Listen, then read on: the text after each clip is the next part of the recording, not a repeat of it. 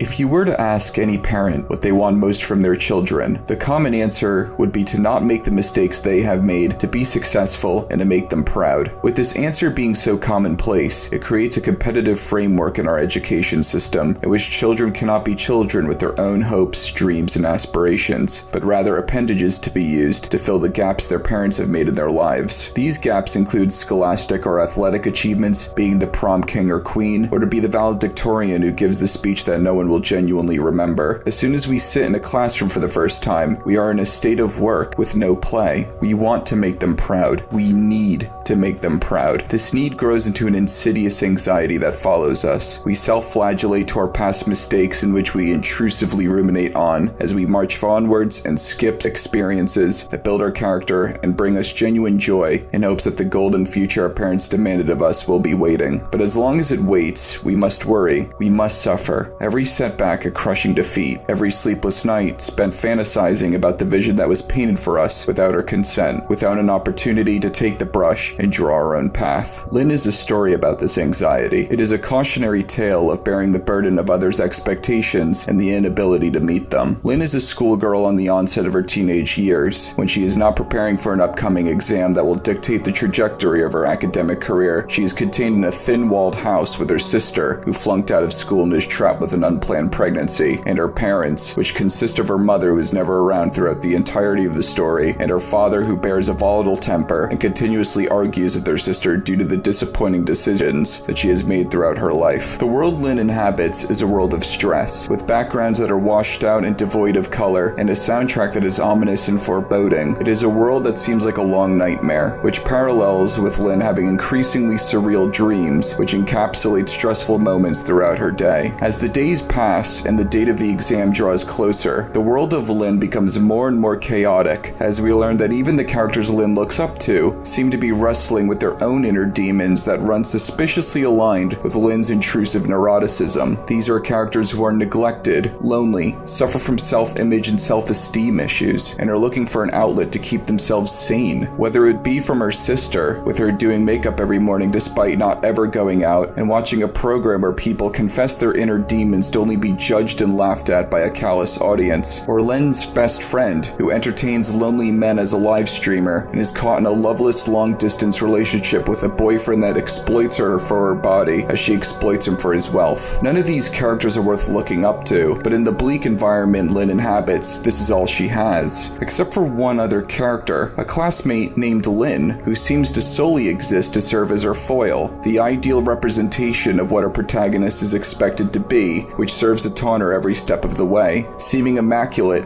flawless, and disciplined, and more importantly, looks almost exactly like her. As stress rises higher and the exam draws closer, we, the audience, begin to feel the intense anxiety of our protagonist until the bitter end is finally experienced. Lynne is a grim reminder of what happens when you do not carve your own path and live by the unrealistic expectations and demands of others. It is a game with no resolution, with each victory being meaningless but each defeat being devastating. It is a game that expects you to run from point A to B on a road that never ends. This game is a psychological treadmill. You will never reach their expectations. You will never be their Lynne. You will be you, with your inadequacies, your needs, your wants, and your desires. You will be you with your successes, your failures, your highs, your lows, your strengths, your weaknesses, your dreams, and your future. You will be you.